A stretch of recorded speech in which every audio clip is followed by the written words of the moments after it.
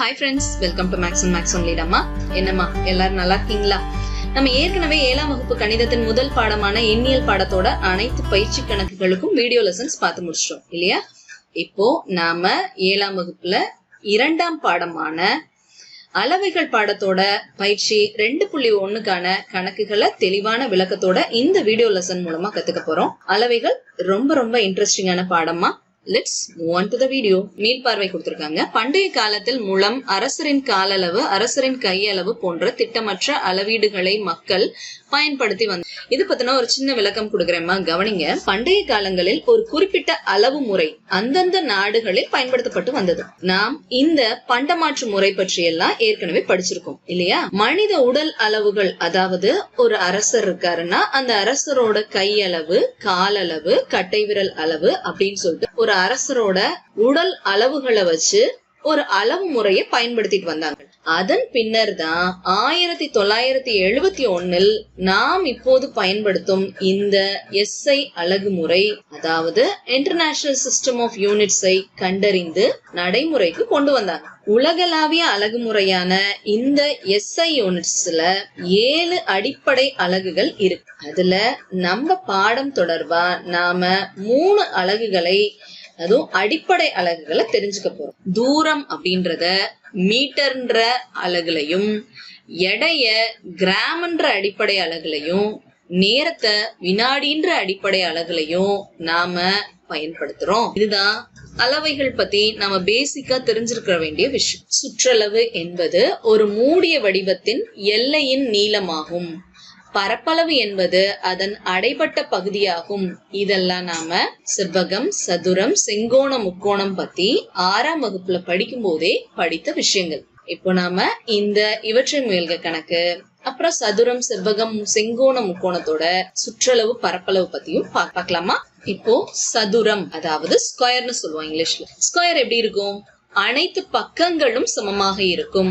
எல்லா பக்க அளவுகளும் 4 பக்கங்கள் இல்லையா? 1, 2, 3, 4ன்னு இந்த 4 பக்க அளவுகளும் ஒரே அளவா இருக்கும். இது 5 சென்டிமீட்டர்னா எல்லாமே 5 சென்டிமீட்டரா தான் இருக்கும். அனைத்து கோணங்களும் செங்கோணங்கள். இது ரொம்ப முக்கியமான பாயிண்ட்மா. எல்லா கோணங்கள், இந்த 2 கோடுகளுக்கு இடையில இங்க ஒரு கோணம் ஏற்படுது இல்லையா? இந்த கோண அளவு 90 டிகிரி, அதாவது செங்கோணம். இதுவும் செங்கோணம், இதுவும் செங்கோணம், இதுவும் செங்கோணம், இதுவும் செங்கோணம். அனைத்து கோணங்களும் செங்கோணங்களாக இருக்கும். சரிப்பா, இதோட பரப்பளவு, அதாவது இந்த சதுரத்துக்கு உள்ளார அடைபடக்கூடிய இந்த பரப்பளவு தான் நாம பக்கம் இன்டு பக்கம் சதுர அலகுகள் அப்படின்ற ஃபார்முலால குறிக்கிறோம். பக்கம் என்னன்னு எடுத்துட்டோம்? இப்போ A அலகுகள் அப்படின்னு சொல்லி எடுத்துட்டோம்னா A into A equal to A square சதுர அலகுகள் அப்படின்னு சொல்றோம். அடுத்தது சுற்றளவு. எதை நாம சுற்றளவுன்னு சொல்லுவோம்? சுற்றளவு என்பது ஒரு மூடிய வடிவத்தின் எல்லையின் நீளம் அப்படின்னு சொல்லுவோம். இப்போ 4 பக்க அளவுகள் இருக்கு இல்லையாமா? அப்ப 4 பக்க அளவுகளையும் நாம கூட்டினோம்னா என்ன விடை வருதோ அதை தான் நாம சுற்றளவுன்னு சொல்லுவோம். 4 இன்டு பக்கம் அலகுகள், 4 தடவை கூட்டுறதுக்கு பதிலா 4ஆல பெருக்கிக்கிறோம். ஓகேவா? 4 இன்டு A, 4A அலகுகள் அப்படின்றதுதான் சதுரத்தின் சுற்றளவுக்கான ஃபார்முலா. அடுத்தது நாம இப்போ செவ்வகம் பத்தி பார்க்க போறோம்.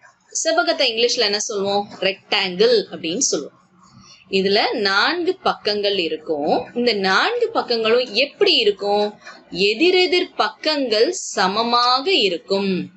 எதிரெதிர் பக்கம்னா எது? இதுக்கு எதிர்பக்கம் இது, இதனுடைய எதிர்பக்கம் இது. ஓகே அம்மா? இப்ப என்ன சொல்லணும்? இந்த நீளமான பக்கத்தை நாம நீளம்னு சொல்லுவோம். அடுத்தது இந்த சைடு இருக்கக்கூடியத அகலம் அப்படின்னு சொல்லுவோம். ஓகேவா? இந்த நீளம் எவ்வளவு அளவு இருக்கு? இப்ப நீளம் 10 சென்டிமீட்டரா இருக்குன்னா அதற்கு எதிராக இருக்கக்கூடிய இந்த நீளமும் 10 சென்டிமீட்டரா தான் இருக்கும். அகலம் 6 சென்டிமீட்டரா இருந்துச்சுன்னா இந்த பக்க அளவு 6 சென்டிமீட்டர்னா அப்போ இந்த பக்க அளவும் 6 சென்டிமீட்டராகவே இருக்கும். இதுதான் என்ன சொல்றாங்க? இப்ப இது 10ன்னா இதுவும் 10, எதிரெதிர் பக்கங்கள் சமம். அதே மாதிரி இங்க இது 6ன்னா இதுவும் 6, இதுவும் எதிரெதிர் பக்கங்கள் சமம். அடுத்தது அனைத்து கோணங்களும் செங்கோணங்கள். இதுவும் 90 டிகிரி, இது 90 டிகிரி, இதுவும் 90 டிகிரி. எல்லா கோண அளவுகளும் செங்கோணங்களாக இருக்கும். இதனுடைய பரப்பளவு ஃபார்முலா என்ன பாருங்களேன். நீளம் இன்டு அகலம். நீளம் பெருக்கல் அகலம் சதுர அலகுகள். அப்ப நம்ம என்ன சொல்றோம், நீளத்தை எல்ன்னு சொல்றோம், அகலத்தை பின்னு சொல்றோம். அப்ப எல் இன்டு பி சதுர அலகுகள் அப்படின்னு சொல்லணும். ஓகேமா, இதுதான் வந்துட்டு செவ்வகத்தின் பரப்பளவுக்கான ஃபார்முலா. அடுத்தது செவ்வகத்தோட சுற்றளவு. சுற்றளவு நமக்கு தெரியும், இந்த நீளம் இந்த அகலம் இந்த நீளம் இந்த அகலம் நாளையும் கூட்டணும். L plus B plus L plus B அப்படின்னு சொல்லிட்டு வருது. நல்லா கவனிக்கடாமா, இங்க ஒரு எல் இருக்கு இங்க ஒரு எல் இருக்கு, 2 எல் இருக்கு. அதே மாதிரி 2 பி இருக்கு. அப்போ 2 பொதுவா வச்சுட்டு எல்லாமே கூட்டல்ல இருக்கறனால 2 இன்டு எல் பிளஸ் பி அலகுகள். இந்த செவ்வகத்தோட சுற்றளவுக்கான formula 2 into L plus B. அடுத்து நாம பார்க்க போறது செங்கோணம் முக்கோணம், ரைட் ஆங்கிள் ட்ரையாங்கிள். இப்போ இதுதாமா ஒரு ரைட் ஆங்கிள் ட்ரையாங்கிள். இது ஏன் ரைட் ஆங்கிள் ட்ரையாங்கிள் செங்கோண முக்கோணம் சொல்லணும்னா, இந்த முக்கோணத்துல ஒரே ஒரு கோண அளவு 90 டிகிரியை ஏற்படுத்துச்சுன்னா அத நாம செங்கோண முக்கோணம்னு சொல்லுவோம். அடுத்து இங்க இருக்க கோணங்கள் என்ன கோணங்களா வேணா இருக்கலாம், ஓகேவா? ஆனா ஒரே ஒரு கோண அளவு 90 டிகிரி கோணமாக இருந்தால் அத செங்கோண முக்கோணம்னு சொல்லுவோம். இப்போ இந்த செங்கோண முக்கோணத்தோட பார்ட்ஸ் பாருங்களேன். இது அடிப்பக்கம் பேஸ்ன்னு சொல்லணும். அப்புறம் இங்க உயரமா இருக்கிறத தான் நாம ஹைட் அதாவது உயரம்னு சொல்லுவோம். 90 டிகிரி கோணத்துக்கு எதிராக இருக்கக்கூடிய இந்த நீண்ட பக்கத்தை தான் கர்ணம்னு சொல்லுவோம். இப்போ இதனுடைய பரப்பளவு ஃபார்முலா என்னன்னா, அரை இன்டு அடிப்பக்கம் இன்டு உயரம். அப்போ அரை பி ஹெச், பீன்றதுதான் அடிப்பக்கம், உயரத்துக்கு ஹெச். அப்போ அரை பிஹெச் சதுர அலகுகள். அதுதான் இந்த செங்கோண முக்கோணத்தின் பரப்பளவு. தாங்க இப்ப கவனிங்கடாமா, இந்த 3 வடிவங்களையும் நாம இப்ப படிச்சிருக்கோம். இதனுடைய ஃபார்முலாஸை எப்படி நம்ம ஈஸியா ஞாபகம் வச்சுக்கிறது? என்ன இது குழப்புதே அப்படின்னு சொல்லிட்டு எல்லாம் நினைச்சிடாதீங்க. இப்ப நாமளே ஒரு கதை சொல்றோம்னு வச்சுக்கோங்களேன். அந்த கதை நமக்கு எப்படி ஞாபகம் வருது அப்படின்னா, அதுல யார் யார் இருக்காங்க, என்ன ஒரு விஷயம் நடக்குதுன்றத ஞாபகம் வச்சுட்டு தான் அந்த கதையை நல்லா நம்மளால சொல்ல முடியும் இல்லையா? அதே மாதிரிதான் ஒரு வடிவம் சொல்றாங்க அப்படின்னா அந்த வடிவத்தோட பண்பை முதல்ல தெரிஞ்சுக்கோங்க. அது எப்படி இருக்கும், அதுக்கு என்னெல்லாம் பாகம் இருக்குன்றத தெரிஞ்சுக்கோங்க. இந்த 2 விஷயம், அதோடைய பண்பு அதனுடைய பாகம், இது 2ஐயும் தெரிஞ்சுக்கிட்டீங்கன்னா எந்த வடிவமா இருந்தாலும் அதனுடைய ஃபார்முலா சொல்லிடலாம். இப்ப சதுரம் எடுத்துட்டீங்கன்னா முக்கியமா நீங்க தெரிஞ்சுக்க வேண்டியது 4 பக்க அளவுகளும் சமமாக இருக்கும் அப்படின்றத முக்கியமானது. அப்ப இது ஏ இது ஏ இது ஏ இது ஏ அப்படின்னா எல்லா பக்கமும் சமமா இருந்ததுன்னா அப்ப ஏவை மட்டும்தான் வச்சு ஃபார்முலா வரும். ஏ இன்டு ஏ ஸ்கொயர் சதுர அலகுகள். அதே மாதிரி சுற்றளவுக்கு ஏ ஏ ஏ ஏ 4 ஏ இருக்கிறதுனால 4 இன்டு ஏ அலகுகள்ன்றத ஞாபகம் வச்சுக்கலாம். நம்ம அடுத்ததுல தங்கம், இந்த செவ்வகம்னாலே நீங்க எப்படி ஞாபகம் வச்சுக்கணும், 2 நீளம் இருக்கும், அடுத்து அகலம் இருக்கும், பீன்னு வரும். இதுல என்ன சொல்லணும், பண்பை ஞாபகம் வச்சுக்கோங்க. எதிர் பக்க அளவுகள் சமமாக இருக்கிறது தான் செவ்வகம். இதுலயும் கோண அளவு 90 டிகிரி ஏற்படுத்தும்ன்றத நம்ம அடுத்தது ஞாபகம் வச்சுக்கலாம். இது முதல்ல ஞாபகம் வச்சுக்கோங்க. எதிர் பக்க அளவுகள் சமம். அப்ப பரப்பளவு முதல்ல எழுதுனா என்ன வருது, எல் பி. இதை மட்டும் வச்சுதான் ஃபார்முலா வரணும். எல் இன்டு பி சதுர அலகுகள். அதே சுற்றளவு என்ன வரணும், 2 எல் 2 பி இருக்கு. அப்போ என்ன செய்யணும், 2 இன்டு எல் பிளஸ் பி அப்படின்றதுதான் இதனுடைய சுற்றளவு அப்படின்றது தெரியணும் நமக்கு. அப்போ செங்கோண முக்கோணத்துக்கு எதிராக இருக்க பக்கம் வந்துட்டு கர்ணம் அப்படின்னு சொல்லணும், இத அடிப்பக்கம் சொல்லணும், இத உயரம் சொல்லுவோம், நமக்கு தெரியும். அப்போ இதை வச்சு நம்ம ஃபார்முலா சொல்லணும்னா அடிப்பக்கத்தை பேஸ்ன்னு சொல்லுவோம், இத ஹைட்ன்னு சொல்லுவோம். அப்போ ஃபார்முலா ஞாபகம் வரணும் என்னன்னு, அரை பி ஹெச் சதுர அலகுகள் அப்படின்றது ஞாபகம் வரணும். அதே மாதிரி சுற்றளவுனா என்ன செய்யணும், எல்லா பக்க அளவுகளையும் கூட்டினீங்கன்னா அதுதான் சுற்றளவு. நாம இப்போ சதுரம், செவ்வகம் மற்றும் செங்கோண முக்கோணத்தின் சுற்றளவு பரப்பளவு எல்லாமே பார்த்து முடிச்சிட்டோம். இப்போ அது தொடர்பான சில கணக்குகள் பார்க்க போறோமா, அதுதான் இந்த இவற்றை மீள்க கணக்குல கொடுத்திருக்காங்க. ஃபர்ஸ்ட் எடுத்தோன்னு பாத்தீங்கன்னா விடுபட்ட விவரத்தை காண்கன்னு சொல்லிட்டு வரிசையன், நீளம், அகலம், பரப்பளவு, சுற்றளவு அப்படின்லாம் சொல்லி கொடுத்து 4 கணக்குகள் கொடுத்திருக்காங்க. அது பக்கத்துல குறிப்பு கொடுத்திருக்காங்க பாருங்க. செவ்வகத்தின் சுற்றளவு ஃபார்முலாவும் செவ்வகத்தின் பரப்பளவு ஃபார்முலாவும் கொடுத்துட்டாங்க. எல்னா எல் என்பது நீளம், பி என்பது அகலம் ஆகும் அப்படின்னு சொல்லி கொடுத்திருக்காங்க. முதல் கணக்கு நீளம் 12 மீட்டர் கொடுத்துட்டாங்க, அகலம் 8 மீட்டர் கொடுத்துட்டாங்க. இங்க பரப்பளவு வந்துட்டு எம்டி பாக்ஸா இருக்கு, அதாவது இதுக்குள்ளார எந்த எண்ணும் கொடுக்கல அப்படின்னு சொன்னா இதை நாம என்னன்னு கண்டுபிடிக்கணும்னு அர்த்தம். அடுத்தது சுற்றளவும் கொடுக்கல, அதனால இதுவும் எம்டி பாக்ஸா இருக்கிறதுனால இதையும் நாம என்னன்னு கண்டுபிடிக்கணும்டாமா. முதல் கணக்கு இதுதான். அப்ப நம்ம என்ன செய்யணும், நீளம் இருக்கு அகலம் இருக்கு அப்படின்னு சொன்னா பரப்பளவு எப்படி கண்டுபிடிக்கலாம், சுற்றளவு எப்படி கண்டுபிடிக்கலாம்னா டைரக்டா ஃபார்முலால சப்ஸ்டிட்யூட் பண்ணா போதும், நம்மளுக்கு தேவையான பரப்பளவும் சுற்றளவும் கிடைக்கும். நீளம் அகலம் இருக்கா, பரப்பளவுக்கான ஃபார்முலா என்ன, L into B சதுர அலகுகள் தெரியும் நமக்கு. அப்ப Lக்கு பதிலா நீளம் 12 சப்ஸ்டிட்யூட் பண்ணோம், Bக்கு பதிலா 8 சப்ஸ்டிட்யூட் பண்ணோம். அதாவது இதுக்கு பதிலா 12, இதுக்கு பதிலா 8, நடுவுல என்ன குறி இருக்கோ அந்த குறியை மாற்றாம அப்படியே போட்டுக்கணும். ஓகேங்களா, இந்த Lக்கு பதிலா 12, Bக்கு பதிலா 8, நடுவுல ஒரு பெருக்கல் குறி வந்துரும். அப்போ 12 8 எவ்வளவு வருது, 96. இது மீட்டர் ஸ்கொயர்னு எழுதுறோம், இல்லைன்னா சதுர மீட்டர் அப்படின்னு சொல்லிட்டு எழுதுவோம். அதுதான் இதனுடைய பரப்பளவு. ஃபார்முலால அப்படியே டைரக்டா எடுத்துட்டு வந்து நீங்க சப்ஸ்டிட்யூட் பண்ணீங்கன்னா போதும். அடுத்தது சுற்றளவு பாருங்களேன், 2 into L plus B அப்படின்றத சுற்றளவுக்கான ஃபார்முலா. அப்போ நீளம் L எங்க இருக்கோ அதுக்கு பதிலா இங்க என்ன அளவு கொடுத்துருக்காங்களோ அதே அளவை எடுத்துட்டு வந்து சப்ஸ்டிட்யூட் பண்ணுங்க. Bக்கு பதிலா 8 கொடுத்துருக்காங்கன்னா 8 சப்ஸ்டிட்யூட் பண்ணுங்க. அப்போ இதுக்கு பதிலா 12, இதுக்கு பதிலா 8, வேற எதுவுமே அதுல மாற்றம் இருக்கக்கூடாது. மிச்சது எல்லாத்தையுமே அப்படியே எழுதுங்க. 2 into, அதாவது பிராக்கெட் குள்ளார போடுவோம் இல்லையா, பிராக்கெட் குள்ளார Lக்கு பதிலா 12, Bக்கு பதிலா 8, நடுவுல பிளஸ் குறி வந்துடும், அப்படியே இருக்கணும். இப்போ 2 into 12 plus 8 இருக்கு.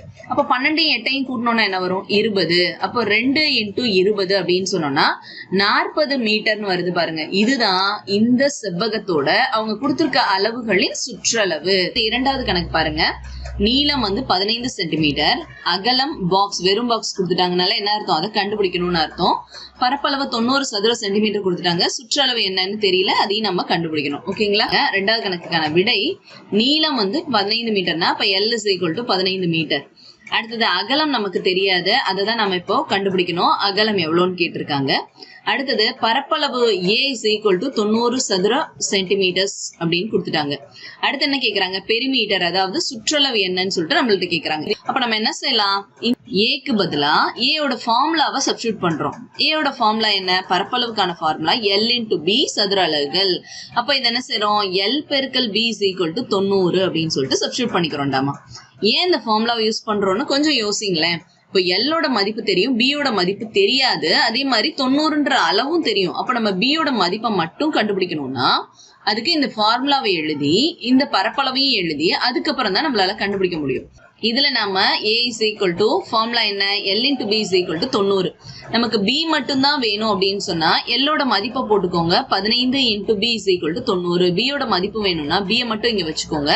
இந்த 15 பெருக்கல் இருக்கத LHSல இருந்து RHSக்கு எடுத்துட்டு போனோம்னா வகுத்தல் 15 மாறிடுது. ஓகேவா, இப்போ வகுத்தல் 15 ஆயிரும். இந்த வகுத்தல் 15 தான் நம்ம என்ன செய்றோம், பை 15 அப்படின்னு சொல்லிட்டு போட்டு கேன்சல் பண்றோம். அப்ப Bயோட மதிப்பு 6ன்னு வருது. ஓகேவா, இப்போ B is equal to 6 metre அப்படின்றதா இதனுடைய விடை. கவனிங்கம்மா, Lோட மதிப்பு நமக்கு தெரியுது, Bயோட மதிப்பும் நமக்கு தெரியுது. இப்போ இது ரெண்டையும் வச்சு நம்மளால அழகா இந்த சுற்றளவை கண்டுபிடிச்சிட முடியும். 2 into L plus B அப்படின்னு ஃபார்முலா இருக்கு இல்லையா. அந்த ஃபார்முலால Lக்கு பதிலா 15, Bக்கு பதிலா 6 அப்படியே சப்ஸ்டிட்யூட் பண்ணுங்க. எந்த மாற்றமும் இருக்கக்கூடாது. இங்க பிளஸ்னா பிளஸ், இங்க பிராக்கெட்னா பிராக்கெட் இப்படின்னு சொல்லிட்டு அதே மாதிரியே இருக்கணும். இப்போ 2 into பிராக்கெட்டுக்குள்ளார இருக்கிறத தான் முதல்ல செய்யணும். பிட்மாஸ் நமக்கு தெரியும்லடமா, அதனாலதான். ஓகேவா, பிட்மாஸ் படி முதல்ல பிராக்கெட்டை தான் செய்யணும். இப்போ பிராக்கெட்டுக்குள்ளார 15 6 கூட்டணும்னு இருக்கு. 15 6 கூட்டணும்னா 21, 2 21 பெருக்கணும்னா 42 மீட்டர் அப்படின்னு சொல்லிட்டு வருது பாருங்க. இதுதான் இந்த கணக்கோட சுற்றளவு. அடுத்தது மூன்றாவது கணக்கு பாருங்க, நீளம் பாக்ஸ் எம்டியா இருக்கு. அப்ப என்ன அர்த்தம், நீளம் கண்டுபிடிக்கணும். அகலம் கொடுத்துட்டாங்க 50 மில்லிமீட்டர் அப்படின்னு சொல்லிட்டு, பரப்பளவு கொடுக்கல, அது எவ்வளவுன்னு கண்டுபிடிக்கணும். சுற்றளவு 300 மில்லிமீட்டர்னு கொடுத்துட்டாங்க. ஓகேமா, இத வச்சு இந்த கணக்கு எப்படி போடுறதுன்னு பாருங்க. ஓகேமா, இப்போ நீளம் எவ்வளவுன்னு சொல்லிட்டு நமக்கு தெரியல, ஆனா அகலம் 50 மில்லிமீட்டர்னு கொடுத்துட்டாங்க. பரப்பளவு எவ்வளவுன்னு தெரியல, அதே மாதிரி சுற்றளவு P is equal to 300 மில்லிமீட்டர்னு கொடுத்துட்டாங்க. ஓகேவா, இப்ப நமக்கு தெரிஞ்ச விஷயங்கள்ல இருந்து தெரியாததை கண்டுபிடிக்கும். சுற்றளவுக்கு பதிலா சுற்றளவோட formula 2 into L plus B is equal to 300 அப்படின்னு சொல்லிட்டு எழுதிக்கிறோம். இதுல நல்லா கவனிங்கம்மா, எதெல்லாம் தெரியுமோ அதெல்லாம் எடுத்துட்டு வந்து சப்ஸ்டிட்யூட் பண்ணுங்க. 2, Lோட மதிப்பு நமக்கு இந்த கணக்குல தெரியாது, அப்ப L அப்படியே வச்சுக்கோங்க. அடுத்து என்ன செய்யணும், Bயோட மதிப்பு 50ன்னு தெரியும். சோ Bயோட மதிப்பை சப்ஸ்டிட்யூட் பண்ணிக்கோங்க. இப்போ 2 into L plus B is equal to 300ன்னு இருக்குதுல, Bக்கு பதிலா 50 போட்டுட்டோம். இப்ப நான் என்ன செய்யறேன், இந்த இடத்துல பிராக்கெட்டுக்கு வெளியில இருக்கக்கூடிய பெருக்கல் 2 LHSல இருந்து RHSக்கு எடுத்துட்டு வரேன். அப்ப எடுத்துட்டு வந்தேன்னா என்ன ஆயிரும், அது வகுத்தல் 2 மாறிடும். பெருக்கல் 2 LHSல இருந்து RHSக்கு வரும்போது வகுத்தல் 2 மாறிடுது. அப்போ L+50 = 300ன்னு வருது. இதுல என்ன செய்யணும், இந்த 2ஐயும் 300ஐயும் கேன்சல் பண்ணிக்கிறேன். என்ன வருது, 150 வருது. L+50 = 150. அப்ப L இந்த +50 LHSல இருந்து RHSக்கு எடுத்துட்டு போனோம்னா -50 மாறுது. 150ல 50 கழிச்சோம்னா 100 வருது. அப்ப L 100 மில்லிமீட்டர் அப்படின்றதுதான் Lோட மதிப்பு. என்ன வருது, L 100 மில்லிமீட்டர். தங்க கவனிங்கம்மா, இப்ப Lோட மதிப்பும் தெரிஞ்சிருச்சு, Bயோட மதிப்பும் நமக்கு ஏற்கனவே கொடுத்துட்டாங்க. அப்போ Aயோட ஃபார்முலா என்ன, L × B சதுர அலகுகள். அப்ப Lக்கு பதிலா 100ஐயும் Bக்கு பதிலா இந்த 50ஐயும் சப்ஸ்டிட்யூட் பண்ணுங்க இந்த கணக்குல. அப்போ பெருக்கணும்னா என்ன வருது, 5000 சதுர மில்லிமீட்டர்னு வருது பாருங்க. அதுதான் இந்த கணக்கோட பரப்பளவு. வரிசை எண் 4ல 4வது கணக்குல நீளம் கொடுத்துட்டாங்க, அகலம் தெரியல, பரப்பளவும் தெரியல, சுற்றளவு 44 சென்டிமீட்டர்னு கொடுத்துட்டாங்க. சுற்றளவுக்கான ஃபார்முலா என்ன, 2 × L+B. எது கொடுத்துருக்காங்களோ அதுல இந்த அம்மா நம்ம செஞ்சுட்டு வரணும். இப்ப 2 × L+B = 44ன்னு Lக்கு பதிலா இந்த 12 சப்ஸ்டிட்யூட் பண்ணுங்க. B as it is அப்படியே வச்சுக்கணும். ஓகேவா, அப்ப 2 × 12 + B = 44. இப்ப என்ன செய்யணும், இந்த வெளியில இருக்கக்கூடிய 2 தான் முதல்ல LHSல இருந்து RHSக்கு எடுத்துட்டு போறோம். அப்ப 12 + B அப்படியே இருக்கும். இந்த பெருக்கல் 2 இருக்கிறது அந்த சைட் போச்சுன்னா வகுத்தல் 2 மாறிடுது. அப்ப 44/2ன்னு ஆயிருது. 12 + B = 22. அப்ப B அப்படியே வச்சுக்கோங்க. இந்த கூட்டல் 12 LHSல இருந்து RHSக்கு எடுத்துட்டு வந்தோம்னா கழித்தல் 12 மாறிடும். இப்ப 22ல 12 கழிச்சோம்னா 10 சென்டிமீட்டர் வருது பாருங்க. இதுதான் B இன் மதிப்பு. அப்ப B = 10 சென்டிமீட்டர்னு நமக்கு கிடைச்சிருது. ஓகேமா, இப்ப பரப்பளவு ஃபார்முலால Lோட மதிப்பும் தெரியுது, Bயோட மதிப்பும் தெரியுது. டைரக்டா எடுத்து வந்து சப்ஸ்டிட்யூட் பண்ணா போதும். 12 × 10 = 120 சென்டிமீட்டர் ஸ்கொயர். இதுதான் அதனுடைய பரப்பளவு. அடுத்தது ரெண்டாவது ஒரு பாக்ஸ் கொடுத்துருக்காங்க பாருங்கம்மா. இதுல வரிசை எண் இருக்கு, பக்க அளவு இருக்கு, பரப்பளவு இருக்கு, சுற்றளவு. தங்கம் நல்லா கவனிங்க. பக்க அளவுன்னு கொடுத்தாலே மோஸ்ட்லி அது என்னவா இருக்கும், சதுரமா தான் இருக்கும். ஓகேவா, இது மறந்துடக்கூடாது எப்போதுமே. அப்போ வரிசை எண் 1ல பக்க அளவு 60 சென்டிமீட்டர் கொடுத்துட்டாங்க, பரப்பளவு எவ்வளவுன்னு கேக்குறாங்க, சுற்றளவு எவ்வளவுன்னு கேக்குறாங்க. டைரக்டா ஃபார்முலா சப்ஸ்டிடியூஷன் தாமா. சதுரத்தின் சுற்றளவு = 4 × A அலகுகள், சதுரத்தின் பரப்பளவு = A × A சதுர அலகுகள். Aக்கு பதிலா 60 எடுத்துட்டு வந்து சப்ஸ்டிடியூட் பண்ணோம். 4 × 60. அதே மாதிரி பரப்பளவுல 60 × 60 அப்படின்னு எடுத்து வந்து சப்ஸ்டிடியூட் பண்ணோம்னா நமக்கு இந்த சுற்றளவு பரப்பளவு கிடைச்சிடும். பாருங்களேன், பரப்பளவு A × A சென்டிமீட்டர் ஸ்கொயர் வருது இல்லையா. Aக்கு பதிலா 60. 60 × 60 = 3600 சென்டிமீட்டர் ஸ்கொயர்ன்றது தான் இதனுடைய பரப்பளவு. அதே மாதிரி சுற்றளவு ஃபார்முலால Aக்கு பதிலா 60 சப்ஸ்டிட்யூட் பண்ணுங்க. அப்ப 4 × 60 பெருக்கணும்னு ஒரு 6 24, ஒரு 0க்கு ஒரு 0, 240 சென்டிமீட்டர் அப்படின்றது தான் இதனுடைய சுற்றளவு. அடுத்ததுமா இரண்டாவது கணக்கு பாருங்க. பக்க அளவு எவ்வளவுன்னு தெரியல, நமக்கு கொடுக்கல இல்லையா. பரப்பளவு 64 சதுர மீட்டர் அப்படின்னு கொடுத்துட்டாங்க, சுற்றளவு நம்மள கண்டுபிடிக்க சொல்லியிருக்காங்க. ஓகேவா, இப்ப நம்ம என்ன செய்ய போறோம், ஏவோட அளவு எவ்வளவுன்னு தெரியல, பரப்பளவு கேபிட்டல் A = 64 சதுர மீட்டர் அப்படின்னு சொல்லி கொடுத்துருக்காங்க. அப்ப நம்ம என்ன செய்யணும், இந்த ஏக்கான ஃபார்முலா என்னவோ அதை சப்ஸ்டிட்யூட் பண்ணுங்க. என்ன வரும், A × A பக்கம் × பக்கம் = 64ன்னு கொடுத்துருக்காங்க. எந்த இரண்டு எண்களை, அதாவது சம எண்கள், எந்த சம எண்களை பெருக்குனா 64 வரும்னு சொல்லி பாருங்க. நமக்கு நல்லா தெரியும், 8ஆம் வாய்ப்பாட்டுல வரும். 8 8 64ன்னு சொல்லிட்டு சொல்லுவோம் இல்லையா. அப்போ 2 8 = 64ன்னு வருது. அப்ப நம்ம என்ன செய்யணும், A = 8 சென்டிமீட்டர் அப்படின்னு சொல்லிட்டு நம்ம எழுதிடுறோம். இங்க மீட்டர்ல கொடுத்துருக்காங்களா, அப்ப நம்ம 8 மீட்டர் அப்படின்னு சொல்லிட்டு எழுதுறோம்டாமா. இப்படிதான் வந்து என்ன செய்யணும்னா, பரப்பளவு கொடுத்தாங்கன்னா அதுல இருந்து பக்க அளவை கண்டுபிடிக்கலாம். அப்ப A = 8 மீட்டர் அப்படின்றத கண்டுபிடிச்சிட்டோம். இப்ப என்ன செய்யணும், சுற்றளவு ஃபார்முலாவை எழுதிக்கோங்க. 4 × A அலகுகள் அப்படின்னு சொல்லி போட்டோம். ஏக்கு பதிலா எதை சப்ஸ்டிட்யூட் பண்ணோம், இந்த 8 சப்ஸ்டிட்யூட் பண்ணுங்க. அப்போ 4 × 8, அப்ப 4 8 32. இங்க மீட்டர்ல கொடுத்துருக்காங்க. சோ இந்த இடத்துல நமக்கு மீட்டர்னு வரணும். ஓகேமா, அடுத்தது மூன்றாவது கணக்கு பாருங்க. பக்க அளவு என்ன நமக்கு தெரியல, அதே மாதிரி பரப்பளவும் தெரியல. அவங்க என்ன கொடுத்துட்டாங்கன்னா சுற்றளவு 100 மில்லிமீட்டர் அப்படின்றத கொடுத்துட்டாங்க. நாம இப்ப என்ன கண்டுபிடிக்க போறோம்னா பக்க அளவை கண்டுபிடிச்சு அதுக்கப்புறம் எப்படி பரப்பளவு கண்டுபிடிக்கிறதுன்னு பாப்போம். சரிமா, இப்ப நமக்கு சுற்றளவுக்கான ஃபார்முலா தெரியும் இல்லையா. 4 × A = 100ன்னு எழுதிக்கோங்க. இப்போ A = இந்த பெருக்கல்னால LHSல இருந்து RHSக்கு வகுத்தல்னால எடுத்துப்பாங்க. அப்ப 100/4 வந்துரும். இப்ப 4ஆம் வாய்ப்பாடல் அடிச்சோம்னா 1 நாங் 4 ஈர் நாங் 8 இல்லையா? 8 போக மீதி 2 வரும் 20. அது எத்தனை தடவை? 5 நாங் 20 அப்படின்னு சொல்லிட்டு வந்துரும். ஓகேமா? அப்ப A is equal to 25. இங்க எதுல கொடுத்துருக்காங்க? மில்லிமீட்டர்ல கொடுத்துருக்காங்க. சோ மில்லிமீட்டர்னு விடை வருது. அப்ப ஏயோட மதிப்பை நம்ம கண்டுபிடிச்சோம். என்னது? 25 மில்லிமீட்டர். ஓகேமா? இப்ப நம்ம அடுத்து என்ன செய்யணும்? ஏயோட மதிப்பு, அதாவது பரப்பளவை கண்டுபிடிக்கணும். Capital A. Capital A formula என்ன? பக்கம் இன்ட்டு பக்கம், A இன்ட்டு A சதுர அலகுகள். அப்ப ஏக்கு பதிலா 25. அப்ப 25 பெருக்கல் 25ன்னு சப்ஸ்டியூட் பண்ணோம்னா 625 மில்லிமீட்டர் ஸ்கொயர் அப்படின்னு எழுதலாம். இல்ல 625 சதுர மில்லிமீட்டர்னு எழுதலாம். செவ்வகம் சதுரம் பார்த்து முடிச்சோமா? இப்போ செங்கோண முக்கோணத்தோட அடிப்பக்கம் உயரம் பரப்பளவு இது மூணையும் கண்டுபிடிக்கிறத பத்தி பார்க்க போறோம். பாருங்களேன், முதல் கணக்கு அடிப்பக்கம் 13 சென்டிமீட்டர், உயரம் 5 சென்டிமீட்டர் எனில் பரப்பளவு இது பாக்ஸ்ல கொடுக்கல. அப்ப இது என்னன்னு சொல்லிட்டு நம்ம கண்டுபிடிக்க போறோம். வாங்க எப்படி கண்டுபிடிக்கிற பார்க்கலாம். நமக்கு பரப்பளவுக்கான ஃபார்முலா தெரியும் இல்லையா?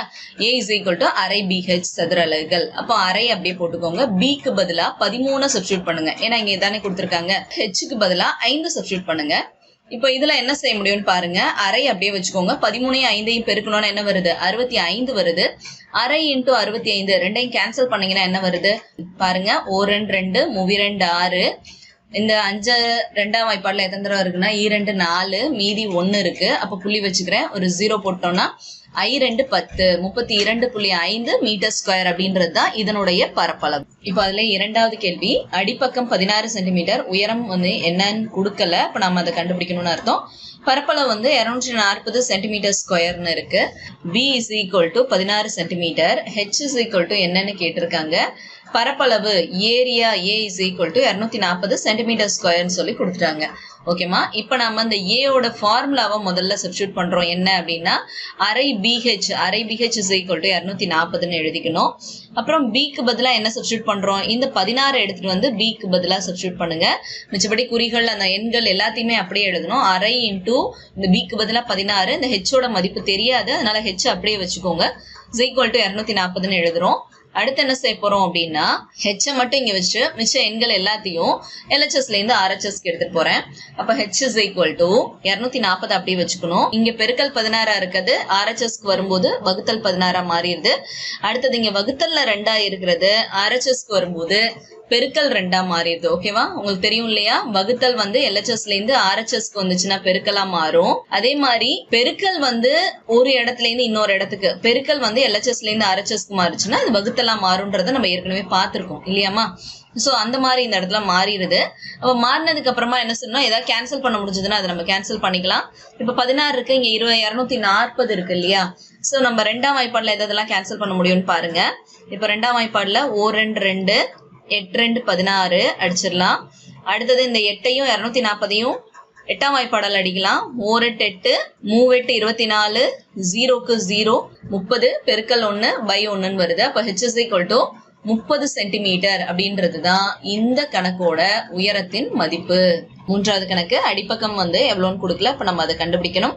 உயரம் வந்து 6 மில்லிமீட்டர் கொடுத்துட்டாங்க. பரப்பளவு வந்து 84 சதுர மில்லிமீட்டர் சொல்லி கொடுத்துருக்காங்க. அடிப்பக்கம் அப்போ B is equal to என்னன்னு தெரியல, நமக்கு கண்டுபிடிக்க போறோம்.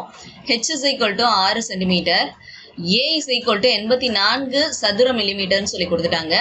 ஏக்கு பதிலா ஏயோட ஃபார்முலாவை சப்ஸ்டியூட் பண்றோம். செங்கோண முக்கோணத்தின் பரப்பளவு ஃபார்முலா என்னன்னா அரை BH சதுர அலகுகள். அப்ப அரை BH is equal to 84 அப்படின்னு சொல்லிட்டு சப்ஸ்டியூட் பண்ணுங்க. அடுத்தது இப்போ எதோட மதிப்பு தெரியும்? Hோட மதிப்பு தான் தெரியும். அப்ப H எங்க இருக்கோ Hக்கு பதிலா 6 மட்டும் சப்ஸ்டியூட் பண்றோம். மிச்சதெல்லாம் அப்படியே எழுதணும். அரை இன்டூ B, இந்த இன்டூ அப்படியே போட்டுட்டு இந்த Hக்கு பதிலா 6 மட்டும் சப்ஸ்டியூட் பண்ணுங்க. is equal to 84 அப்படின்னு சொல்லிட்டு வந்துடும். அடுத்து என்ன செய்யறோம்? இந்த B மட்டும் இங்க வச்சு மிச்ச எண்கள் எல்லாத்தையும் அங்க எடுத்துட்டு போறோம். அப்ப 84 இன்டூ இங்க பெருக்கல் 6 இருக்கிறது இங்க வந்தா வகுத்தல் 6 மாறிடுது. இங்க வகுத்தல் 2 இருக்கிறது இங்க போனா பெருக்கல் 2 மாறிடுது. அடுத்து இந்த 84ஐயும் 6ஐயும் அடிச்சோம் அப்படின்னா 1 6 1 6 மீதி 2 24ல 4 6 24 4ன்னு வரும். அப்ப 14 இன்டூ 2ன்னு சொல்லிட்டு வருது. 14ஐயும் 2ஐயும் பெருக்குனீங்கன்னா என்ன வருது? B is equal to 28 millimetre அப்படின்னு சொல்லிட்டு வருது. அதுதான் இதனுடைய மதிப்பு. So B is equal to 28 மில்லிமீட்டர்ன்றது தான் இதனுடைய விடை. இப்போ 7ஆம் வகுப்பு கணிதம் அளவைகள் பாடத்துல என்ன நாம புதுசா கத்துக்க போறோம் அப்படின்றத பார்க்க போறோம். நாம் சதுரம், செவ்வகம் போன்ற 4 பக்கங்கள் கொண்ட வடிவங்களின் பரப்பளவு பற்றி கற்றுள்ளோம். அனைத்து 4 பக்க வடிவங்களும் சதுரம் அல்லது செவ்வகம் என்றே நீங்கள் நினைக்கிறீர்களா? சிந்திக்க அப்படின்னு சொல்லிட்டு இது ஒரு கான்வர்சேஷன் கொடுத்திருக்காங்க. ஒரு ஸ்டூடெண்ட்க்கும் டீச்சருக்கும் இடையேயான கான்வர்சேஷன்ஸ் கொடுத்திருக்காங்க. அதை பார்த்து உங்களுக்கு தெரிந்த வடிவங்கள் பற்றி கூற முடியுமான்னு சொல்லி கேட்டாங்கன்னா கண்டிப்பா நம்மளால என்னென்ன சொல்ல முடியும்? இந்த 1ன்றது ஒரு முக்கோணம், அடுத்து இந்த 2ன்றது ஒரு செவ்வகம், அடுத்தது இங்க இருக்கு இல்லையா அந்த வயலட் கலர் இருக்கு பாருங்க, இது வந்துட்டு ஒரு சதுரம். இந்த வடிவங்கள் தான் நமக்கு நல்லா தெரிந்த வடிவங்கள். அடுத்தது படத்தில் எண் 4 கொண்ட வடிவம் என்ன அப்படின்னு கேக்குறாங்க. அப்ப 4ஓட வடிவத்தை என்னன்னு சொல்லணும்னு பாருங்களேன். இது பாத்தீங்கன்னா செவ்வகம் மாதிரி இருக்கு, ஆனா செவ்வகமா அப்படின்னு சொன்னா அததான் இப்ப என்னன்னு சொல்றாங்க பாருங்களேன். எதிர்பக்கங்கள் இணையாகவும் சமமாகவும் உள்ள காரணத்தால் செவ்வகம் போல தோன்றுகிறது. ஆனால் அடுத்துள்ள பக்கங்கள் செங்கோணத்தை ஏற்படுத்தவில்லை எனினும் நாம் இதை செவ்வகம் என அழைக்கலாமா அப்படின்னு சொல்லி கேக்குறாங்க. கண்டிப்பா இது ஒரு முக்கியமான விஷயம்டாமா, கவனிங்க. எதிர்பக்கங்கள் இணையாகவும் சமமாகவும் இருந்த போதிலும் அடுத்துள்ள பக்கங்கள் செங்கோணத்திற்கு பதிலாக குறுங்கோணத்தையும் விரிகோணத்தையும் ஏற்படுத்துகின்றன. இந்த வடிவத்தின் சிறப்பு பெயர் தான் இணைகரம் அப்படின்னு சொல்றாங்க. இதெல்லாம் எதிர்பக்கங்கள் எப்படி இருக்கா? இணையாகவும் இருக்கா, சமமாகவும் இருக்கா. செவ்வகத்துக்கு வந்துட்டு எதிரெதிர் பக்கங்கள் இணையாகவும் இருக்கும், சமமாகவும் இருக்கும். ஆனால் என்ன சொன்னாங்கன்னா செங்கோணத்தை ஏற்படுத்தக்கூடியதுதான் செவ்வகம் அப்படின்னு சொல்லிட்டு பார்ப்போம். இங்க இடைப்பட்ட கோணம் இருக்கு இல்லையா, இந்த கோணம் செவ்வகத்துல 90 டிகிரி கோணத்தை கண்டிப்பா ஏற்படுத்தும். ஆனா இந்த இணைகரத்துல இந்த கோணங்கள் ஒண்ணு குறுங்கோணமாகவோ இல்லை விரிகோணமாகவோ இருக்கும் அப்படின்றாங்க. அடுத்தது படம் 5ஆல் குறிக்கப்பட்ட வடிவத்தை பற்றி கூற முடியுமான்னு கேக்குறாங்க. 5 எங்க இருக்கு? இந்த இடத்துல இருக்கு. இது பாருங்க, எல்லா பக்கங்களும் சமமா இருக்கிற மாதிரி இருக்கு. அனைத்து பக்கங்களும் சமமாக உள்ளதால் சதுரத்தை போல தோன்றுகிறது. ஆனால் அடுத்துள்ள பக்கங்கள் செங்கோணத்தை ஏற்படுத்தவில்லை. இதற்கும் ஏதாவது சிறப்பு பெயர் இருக்கிறதான்னு கேக்குறாங்க. இதன் சிறப்பு பெயர் சாய் சதுரம். என் 6இல் குறிக்கப்பட்டுள்ள வடிவம் பற்றி என்ன நினைக்கிறீர்கள்? இது 6ல இருக்கிறது. இது என்ன மாதிரி இருக்குன்னு சொல்லி பார்த்தா இது சதுரம் மற்றும் செவ்வகம் போன்ற ஒரு வடிவத்தின் பண்புகளையும் பெற்றிருக்கவில்லை. ஆனால் ஒரு ஜோடி எதிர்பக்கங்கள் மட்டும் இணையாக உள்ளன. இதற்கு பெயர் சிறப்பு பெயர் என்னன்னா சரிவகம் சொல்லணும். இந்த பாடத்துல இப்போ நாம இந்த இணைகரம், அடுத்தது இந்த சாய் சதுரம், சரிவகம், இத 3 பத்தியும் தான் நல்ல டீடைலா கத்துக்க போறோம். ஓகேமா? இப்ப கவனிங்க. இணைகரம் அப்படின்னு சொன்னா இங்கிலீஷ்ல parallelogram அப்படின்னு சொல்லுவோம். இதுல எப்படி இருக்கும்னு சொன்னா செவ்வகம் மாதிரி தான் இருக்கும். எப்படி? எதிர்பக்கங்கள் இணையாக இருக்கும், எதிர்பக்கங்கள் சமமாக இருக்கும். இணைகரத்துக்கும் செவ்வகத்துக்கும் உள்ள ஒற்றுமையான பண்பு என்னன்னா எதிரெதிர் பக்கங்கள் இணையாகவும் சமமாகவும் இருக்கும். ஆனால் அதற்கான முக்கியமான வேற்றுமை என்ன? ஏன் இதுக்கு தனியா இணைகரம்னு ஒரு பேர் வந்தது அப்படின்னா அடுத்துள்ள பக்கங்களால் ஏற்படக்கூடிய கோண அளவு செவ்வகத்தில் 90 டிகிரியாக இருக்கும். ஆனால் இணைகரத்தில் அது குறுங்கோணமாகவோ அல்லது விரிகோணமாகவோ இருக்கும் அப்படின்னு சொல்றாங்க. தங்க கவனிங்கம்மா, இந்த இடத்துல ரெண்டும் குறுங்கோணங்களை ஏற்படுத்தும். இங்க பாருங்க, இது விரிகோணத்தை ஏற்படுத்தும். இந்த மாதிரி அமையக்கூடியதுதான் இணைகரம் சொல்லணும். சோ இதை மறந்துடாதீங்க. அடுத்தது இப்ப இணைகரத்தின் பரப்பளவு பாருங்க. இணைகரத்தின் பரப்பளவு = அடிப்பக்கம் இன்டு உயரம், BH சதுர அளவுகள் அப்படின்னு சொல்லணும். இப்ப கவனிங்களேம்மா, இப்போ இதுதான் இணைகரம் இல்லையா? அப்போ இணைகரத்தோட அடிப்பக்கம்னா பேஸ், இத பேஸ்ன்னு சொல்லுவோம். செவ்வகத்துக்கு நீளம் அகலம்னு சொல்லுவோம். அதனால பரப்பளவு ஃபார்முலா என்னன்னா நீளம் இன்டு அகலம் சொல்லுவோம். இங்க என்ன சொல்றோம்னா இணைகரத்துக்கு அடிப்பக்கம் இன்டு உயரம். சோ நீங்க இணைகரம்னு சொன்னாலே இந்த படத்தை நீங்க ஞாபகம் வச்சுக்கணும். அப்படி இருந்தாதான் உங்களால டக்குன்னு ஃபார்முலாவை சொல்ல முடியும். எப்படி? இங்க பாருங்க, எதிரெதிர் பக்கங்கள் இணைன்னு சொல்றதுக்காக தான் இங்க ஒரு அம்புக்குறியோட போட்டிருக்கேன். இந்த 2 பக்கங்களும் எதிரெதிர் பக்கங்களால இங்க 2 அம்புக்குறி வர மாதிரி போட்டிருக்கேன். அப்போ இது பேஸ், இது ஹைட் அப்படின்னு சொல்லி எடுத்துக்கிட்டீங்கன்னா B into H சதுர அலகுகள் அப்படின்றதுதான் இணைகரத்தின் பரப்பளவுக்கான ஃபார்முலா. அடுத்தது இணைகரத்தின் சுற்றளவு என்னன்னா 4 பக்க நீளங்களின் கூடுதல். அவ்வளவுதான். P, இது Q, இது R, இது S அப்படின்னு சொல்லி எடுத்துட்டோம்னா இந்த 4 பக்க அளவுகளையும் கூட்டினா என்ன அளவு வருதோ அதுதான் இதனுடைய சுற்றளவு. சோ இந்த உங்களுக்கு தெரியுமா? தெரிஞ்சு வச்சுக்கோங்கடாமா. இணைகரத்தை பயன்படுத்தி பெரும்பாலான பாலங்களில் உள்கட்டமைப்பு உருவாக்கப்பட்டுள்ளது. எடுத்துக்காட்டு ராமேஸ்வரத்தில் உள்ள பாம்பன் பாலம். ஓகேவாடா? பொறியாளர்கள் இணைகரங்களின் பண்புகளை பயன்படுத்தி பாலங்களை உருவாக்கவும் பழுது பார்க்கவும் செய்கிறார்கள். இதை தெரிஞ்சு வச்சுக்கோங்கடாமா. அடுத்தது இப்ப நாம ரொம்ப முக்கியமான ஒரு விஷயம், சூப்பரான விஷயம், பயிற்சி 2.1 பார்க்க போறோம். முதல் கேள்வி, கீழ்கண்ட படங்களில் கொடுக்கப்பட்டுள்ள இணைகரங்களின் பரப்பளவையும் மற்றும் சுற்றளவையும் காண்க அப்படின்னு இருக்காங்க. ஃபர்ஸ்ட் சம் இங்க இருக்கு. இப்போ இதுல பாருங்க, இணைகரம் ஒண்ணு வரைஞ்சிருக்காங்க. இதுல அடிப்பக்கம் வந்துட்டு பேஸ் வந்துட்டு 11 சென்டிமீட்டர் கொடுத்துட்டாங்க, ஹைட் வந்து 3 சென்டிமீட்டர் கொடுத்துட்டாங்க. அடுத்தது இன்னொரு அடுத்துள்ள பக்கம் இத வந்து 4ன்னு சொல்லி கொடுத்துட்டாங்க. ஓகேடாமா, இத வச்சு நாம இப்போ இந்த இணைகரத்தோட பரப்பளவையும் கண்டுபிடிக்க போறோம், சுற்றளவையும் கண்டுபிடிக்க. இந்த இணைகரத்துல கவனிங்கம்மா, இது பேஸ் வந்துட்டு 11 சென்டிமீட்டர் சொல்லிட்டாங்க. அடுத்தது இந்த பக்கம் AD வந்துட்டு 4 சென்டிமீட்டர் சொல்லிட்டாங்க, ஹைட் வந்துட்டு 3 சென்டிமீட்டர் சொல்லிட்டாங்க. இதை தான் நாம இப்ப எடுத்துக்க போறோம். அப்போ B is equal to 11 centimetre, H is equal to 3 centimetre அப்படின்னு சொல்லிட்டு முதல்ல எடுத்துக்கோங்க. இதை வச்சு நம்ம என்ன செய்ய போறோம், பரப்பளவு ஃபார்முலால டைரக்டா கொண்டு போய் சப்ஸ்டிட்யூட் பண்ண போறோம். இணைகரத்தின் பரப்பளவு is equal to A is equal to BH சதுர அலகுகள். இப்போ B க்கு பதிலா 11ஐயும் H க்கு பதிலா 3ஐயும் சப்ஸ்டிட்யூட் பண்ணுங்க. அப்போ 11 3 33 சென்டிமீட்டர் ஸ்கொயர்ன்றது தான் இந்த இணைகரத்தோட பரப்பளவு, ஏரியா. அடுத்தது இணைகரத்தோட சுற்றளவு. இந்த இணைகரத்தோட சுற்றளவு கண்டுபிடிக்கணும்னா நமக்கு 4 பக்க அளவுகளும் தெரியணும். இப்ப இது 11 சென்டிமீட்டர்னா உங்களுக்கு ஏற்கனவே தெரியும், இணைகரத்தோட முக்கியமான பண்புல எதிரெதிர் பக்கங்கள் இணையாகவும் இருக்கும், சமமாகவும் இருக்கும் சொல்லி பார்த்திருக்கோம். அப்ப இது 11 சென்டிமீட்டர்னா அப்படியே நம்ம கரெக்டா சொல்லலாம், இதுவும் 11 சென்டிமீட்டர்னு. அடுத்து என்ன சொல்லியிருக்காங்க, இந்த AD 4 சென்டிமீட்டர்னா இந்த BCயும் 4 சென்டிமீட்டர்ன்றது நமக்கு நல்லா தெரியணும். அப்ப என்ன செய்யலாம், இப்போ இதோட சுற்றளவு கேட்டாங்கன்னா AB plus BC plus CD plus DA அப்படின்னு சொல்லி எழுதிட்டு இது ஒவ்வொரு அளவையும் கூட்டுங்க. 11 plus 4 plus 11 plus 4 எழுதி கூட்டணும். இந்த 30 சென்டிமீட்டர் தான் இந்த இணைகரத்தின் சுற்றளவு, perimeter. P is equal to 30 centimetre. அடுத்து இரண்டாவது கணக்கு, அதுலயே பாருங்க, இந்த இடத்துல ஒரு இணைகரம் கொடுத்திருக்காங்க. இது ரொம்ப ஈஸியான கணக்கு தான். இப்ப பாருங்க, இந்த மாதிரி ஒரு படம் தான் கொடுத்திருந்தாங்க. இந்த படத்துக்கான பேர் வந்து PQRSன்ற இணைகரம். இது 13 சென்டிமீட்டர் அப்படின்னு சொல்லியிருக்காங்க. அதாவது base B is equal to 13 centimetre.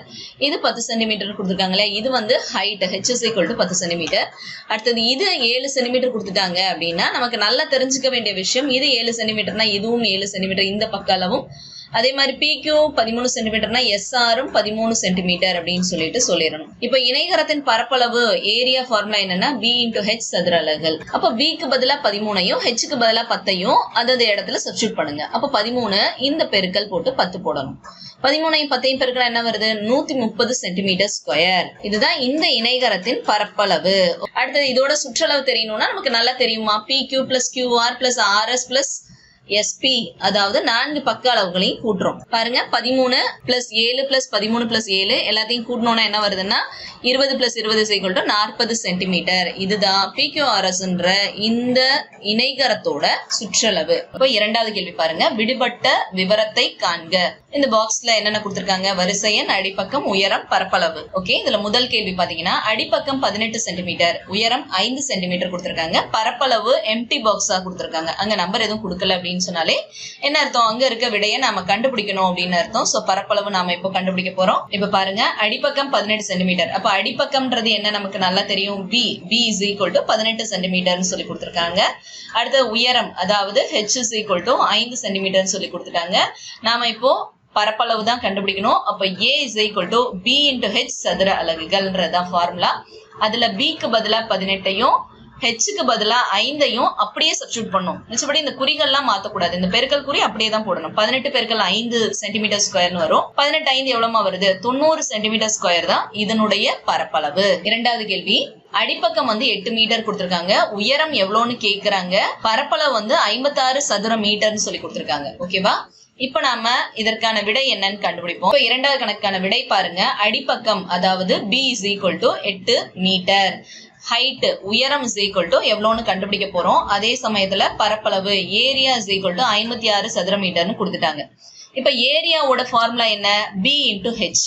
ஓகேவா, அப்போ B into H is equal to எவ்வளவுன்னு கொடுத்திருக்காங்க, 56ன்னு கொடுத்திருக்காங்க. அப்போ B க்கு பதிலா எதை சப்ஸ்டிட்யூட் பண்றோம், நம்ம இந்த 8 சப்ஸ்டிட்யூட் பண்றோம். H க்கு பதிலா H தான் வச்சுக்கணும், இந்த பெருக்கல் குறி அப்படியே தான் வரும். இப்போ நாம என்ன செய்ய போறோம், H ஓட மதிப்பை கண்டுபிடிக்கணும்னா நம்பர் எல்லாம் ஒரு பக்கமா எடுத்துட்டு போறோம். இப்போ பெருக்கல் 8 நாம என்ன செய்ய போறோம், LHSல இருந்து RHSக்கு எடுத்துட்டு போறோம். அப்ப பெருக்கல் வந்து என்னவா மாறிடும், வகுத்தலா மாறிடும். இந்த 8 அப்படியே தான் வருது. இப்போ என்ன செய்யறோம், 1 8 8 7×8 = 56 சொல்லிட்டு தெரியும் நமக்கு. அப்ப h is equal to 7 மீட்டர்னு வருது. அப்போ அதுதாம்மா இதனுடைய விடை. இதுல மூன்றாவது கணக்கு பாருங்க. அடிப்பக்கம் என்னன்னு தெரியல, அப்போ அதை நம்ம கண்டுபிடிக்கணும். உயரம் 17 மில்லிமீட்டர் கொடுத்திருக்காங்க, பரப்பளவு 221 சதுர மில்லிமீட்டர் சொல்லி கொடுத்துட்டாங்க. மூன்றாவது கணக்கான விடை பாருங்க. b is equal to என்னன்னு கேட்டிருக்காங்க. h is equal to 17 millimetre கொடுத்துட்டாங்க. a is equal to 221 சதுர மில்லிமீட்டர் கொடுத்துட்டாங்க. இப்ப நம்ம என்ன செய்ய போறோம்? a அதாவது b into h is equal to 221 substitute பண்ணிக்கிறோம். இப்ப b க்கு பதிலா அதே தான் போட்டுக்கணும், ஏன்னா b யோட மதிப்பு தெரியாது நமக்கு. h க்கு பதிலா 17 சப்ஸ்டிட்யூட் பண்ணிக்கிறோம். இப்ப b யோட மதிப்பை மட்டும் நான் கண்டுபிடிக்கணும்னா என்ன செய்யணும்? இந்த பெருக்கல் 17 இந்த சைடு LHSல இருந்து RHSக்கு எடுத்துட்டு வரேன். அப்ப 221 இந்த பெருக்கல் வகுத்தலா மாறுது, by 17ன்னு வருது. அப்ப b is equal to 221 by 17ன்னு இருக்கு. இப்போ 221 17ஆம் வாய்ப்பாடால வகுக்கிறேன், இந்த மாதிரி வகுத்தல் போடுறேன். இப்ப என்ன செய்யறேன்? ஓர் 17 17. இப்போ இதை கழிச்சோம்னா மீதி என்ன வரும்? 5. அடுத்தது இந்த 1 கீழே இறக்குறேன், 51. 17ஆம் வாய்ப்பாடுல 51 எத்தனை தடவைனா 3 தடவை. 3 வேல் 21, மீதி 2, 51. அப்ப கழிச்சோம்னா 0 வந்துடும். ஓகேவா? அப்போ ஒரு 17 17 13 17 221. அப்ப b is equal to 13 millimetre அப்படின்றது தான் இந்த b னுடைய விடை. அப்ப இந்த கணக்கு பொறுத்த வரைக்கும் b யோட விடை 13 மில்லிமீட்டர். அடுத்தது மூன்றாவது கணக்கு கவனிங்க. சுரேஷ் என்பவர் மாநில அளவிலான சதுரங்க போட்டியில் இணைகர வடிவிலான கோப்பை ஒன்றை வென்றார். அக்கோப்பையின் பரப்பளவு 735 சதுர சென்டிமீட்டர் மற்றும் அடிப்பக்கம் 21 சென்டிமீட்டர் எனில் உயரம் காண்க அப்படின்றாங்க. சரி, இப்ப மூன்றாவது கேள்விக்கான விடை. சுரேஷ் பெற்ற இணைகர வடிவிலான கோப்பையின் பரப்பளவு 735 சதுர சென்டிமீட்டர். இப்போ கோப்பையின் அடிப்பக்கம் அவங்க ஏற்கனவே கொடுத்துட்டாங்க. அப்ப b is equal to 21 centimetre. பாருங்க, a கொடுத்துட்டாங்க, b கொடுத்துட்டாங்க. அதன் உயரம் is equal to என்னன்னு கேக்குறாங்க. h is equal to என்னன்னு கண்டுபிடிக்க போறோம். இப்போ இணைகரத்தின் a கொடுத்துட்டாங்க இல்லையா? அப்ப a க்கு பதிலா a யோட ஃபார்முலா சப்ஸ்டிட்யூட் பண்றோம். அப்ப இணைகரத்தின் பரப்பளவு is equal to bh சதுர அலகுகள். நமக்கு நல்ல தெரிஞ்ச ஃபார்முலா. அப்போ bh எவ்வளவு மதிப்பு வருதா? 735ன்னு சொல்லி அவங்க ஏற்கனவே கொடுத்துருக்காங்க. அப்போ இதுக்கு நேரா நீங்க 735 சப்ஸ்டிட்யூட் பண்ணிக்கோங்க. இதுல நீங்க என்ன செய்யணும்னா b யோட மதிப்பு 21னா அப்ப b க்கு பதிலா 21 சப்ஸ்டிட்யூட் பண்ணுங்க. h அப்படியே வச்சுக்கோங்க. அப்ப இந்த பெருக்கல் குறியும் அப்படியே இருக்கும். is equal to 735ன்னு இருக்கு. நமக்கு தேவை h ஓட மதிப்பு மட்டும்தான். அப்போ h is equal to இந்த பெருக்கல் 21 LHSல இருந்து RHSக்கு எடுத்து போகும்போது வகுத்தல் 21 மாறிடுது. அப்ப h is equal to 735 by 21. 7ஆம் வாய்ப்பாடால அடிச்சோம் அப்படின்னு சொன்னா ஓரேல் 7 மூவேல் 21 வருது. இப்போ ஓரேல் 7 திருப்பி 3 அடங்காது, அதனால ஒரு 0 போட்டுட்டு அடுத்தது 35 எத்தனை தடவைனா 5 தடவை. அப்ப 105 by 3 அப்படின்னு சொல்லிட்டு வருது. அடுத்தது இந்த 105 3ஆம் வாய்ப்பாடால அடிச்சோம்னா ஒரு 3 3 3 9 மீதி 1 I3 15. அப்போ 35ன்னு வருது பாருங்க. இதுதான் இந்த உயரத்தின் மதிப்பு.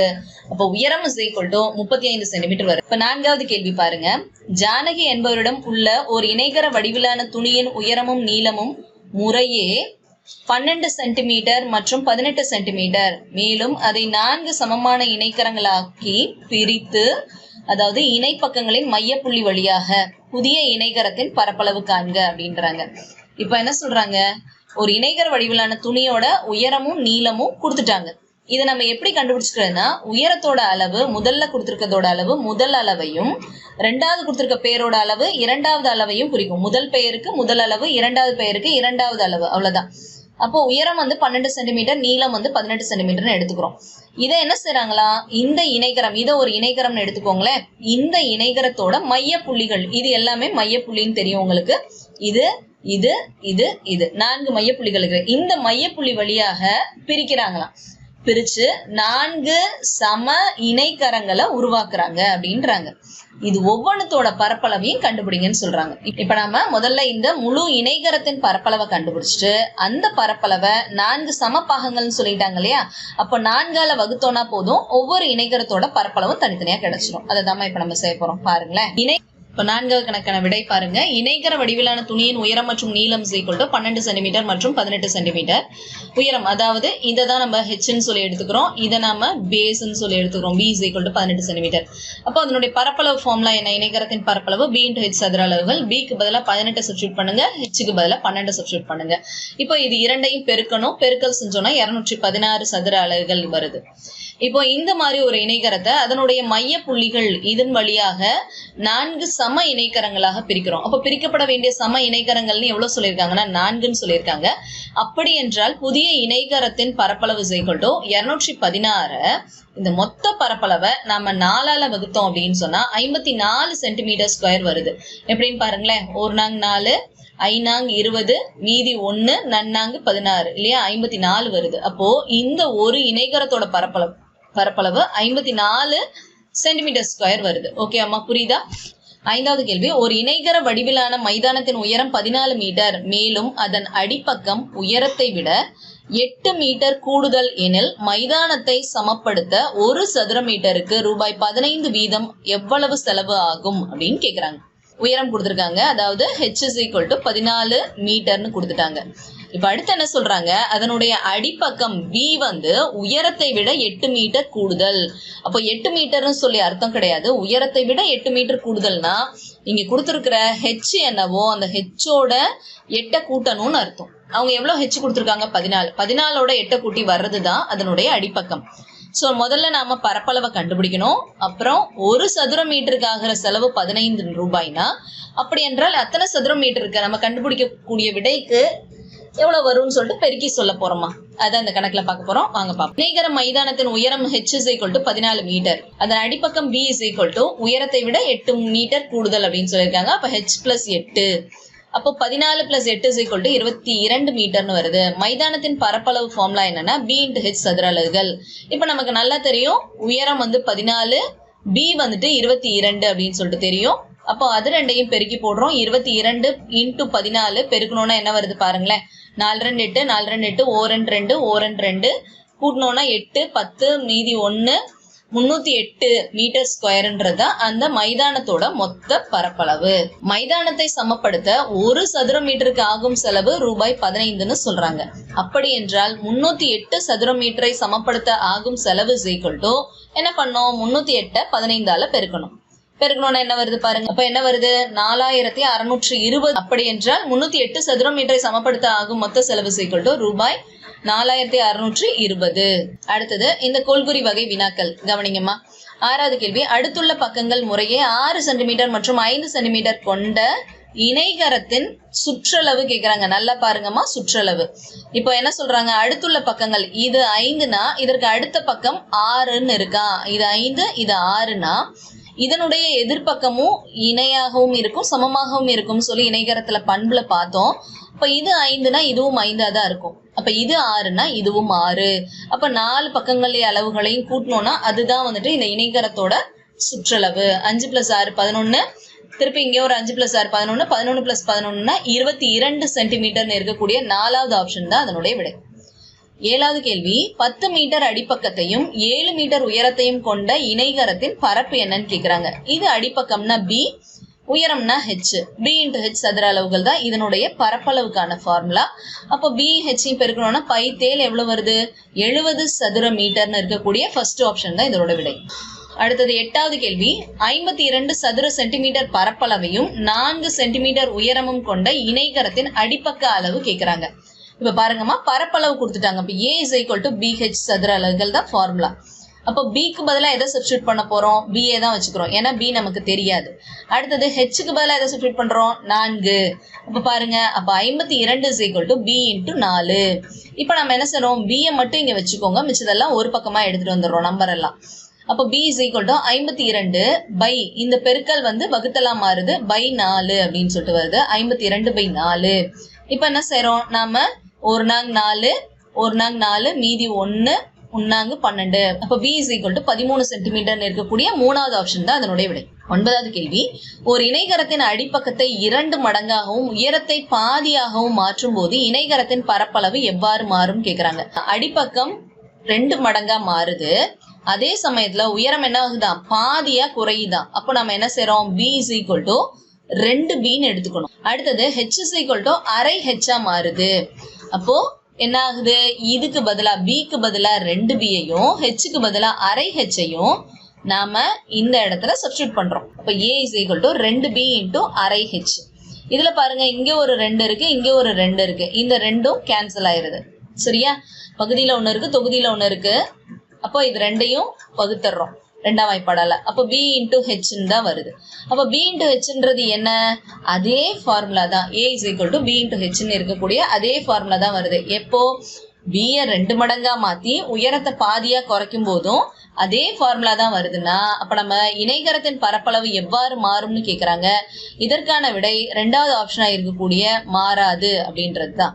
10வது கேள்வி, ஒரு இணைகரத்தின் உயரம் 8 சென்டிமீட்டர் மற்றும் அதன் அடிப்பக்கம் உயரத்தை போல் 3 மடங்கு எனில் அதன் பரப்பளவு கேக்குறாங்க. h வந்து 8 சென்டிமீட்டர்னு கொடுத்துட்டாங்க. ஓகே, இதன் அடிப்பக்கம் எப்படி இருக்கான், உயரத்தை போல 3 மடங்குன்னு சொல்லியிருக்காங்க. கூடுதல்னு சொன்னாங்க போன கணக்குல, இந்த கணக்குல மடங்குன்னு சொல்லியிருக்காங்க. மடங்குனாலே நம்ம அந்த இடத்துல பெருக்கல் செய்யணும்னு அர்த்தம். அப்ப b is equal to 3h. அப்போ 3 into 8 அப்படின்னா b is equal to 24 centimetre வருது. இப்ப கவனிங்க, பரப்பளவு கேக்குறாங்க. அப்போ b இருக்கு, h இருக்கு.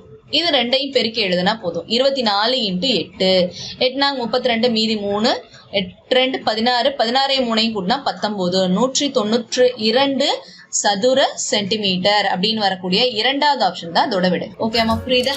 இதோட இந்த பயிற்சி 2.1 முடிவடைதுனாமா. அடுத்த சாய் சதுரமுக்கான பயிற்சி கணக்குகள் 2.2ல சந்திப்போம்.